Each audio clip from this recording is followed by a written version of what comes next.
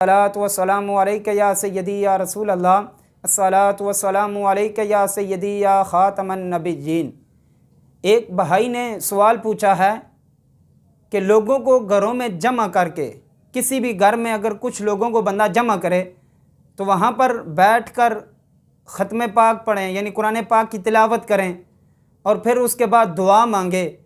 तो क्या इस तरह लोगों को इकट्ठा करके किसी के घर में इस तरह के इज्तिमा करना घरों में जायज़ हैं या नाजायज़ हैं? नाज़रीन व सामिईन, लोगों को घरों में इकट्ठा करना यानी किसी एक घर में लोगों को इकट्ठा करके बिठाना, ये ऐन हदीस पाक के मुताबिक है और ये बहुत बड़ा काम है कि लोगों को इकट्ठा करना फिर कुरान की तिलावत करना, ये ऐन हदीस पाक के मुताबिक है।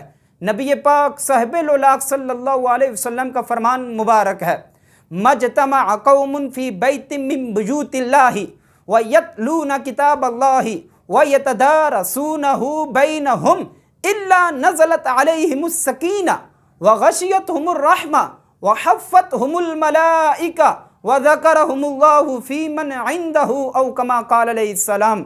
नबी पाक साहिब सल्लल्लाहु अलैहि वसल्लम ने फरमाया कि आ मेरे सहाबा, जब कोई बंदा लोगों को इकट्ठा करके अपने घर में जमा करता है और फिर काम क्या करते हैं, वो सारे मिलकर वयतलूना किताब अल्लाह, अल्लाह की किताब की तिलावत करते हैं, यानी कुरान पाक पढ़ते हैं।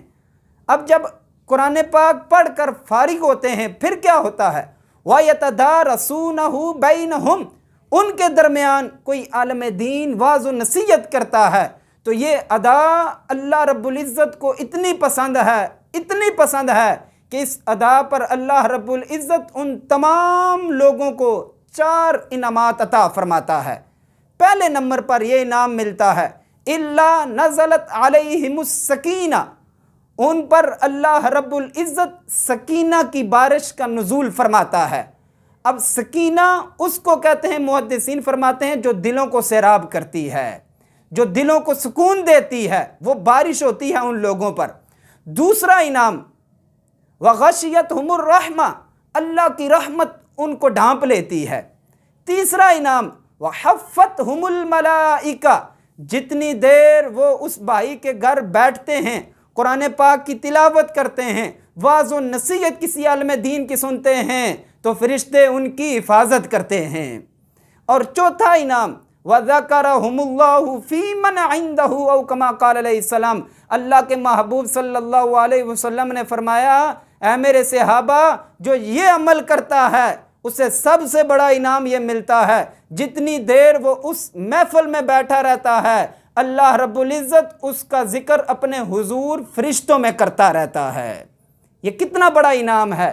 तो लोगों को घरों में जमा करना, किसी एक घर में जमा करना, लोगों को बिठाकर कुरान पाक की तिलावत करना, ये ऐन हदीस पाक के मुताबिक है।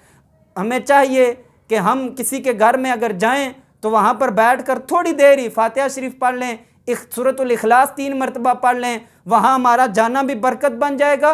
और जितनी देर बैठे रहेंगे, अल्लाह रब्बुल इज़्ज़त अगर अच्छी गुफ्तगू कर रहे हैं तो रब ताला वो ज़िक्र जो दुनिया में बैठकर हम रब का कर रहे हैं, रब अपने हुजूर फरिश्तों में उन बंदों का ज़िक्र करता है। अल्लाह रब्बुल इज़्ज़त से दुआ है, रब ताला में अच्छी महफ़िलों में जाने की तौफ़ीक़ अता फ़रमाए। व आखिरु दावाना अनिल हम्दुलिल्लाहि रब्बिल आलमीन।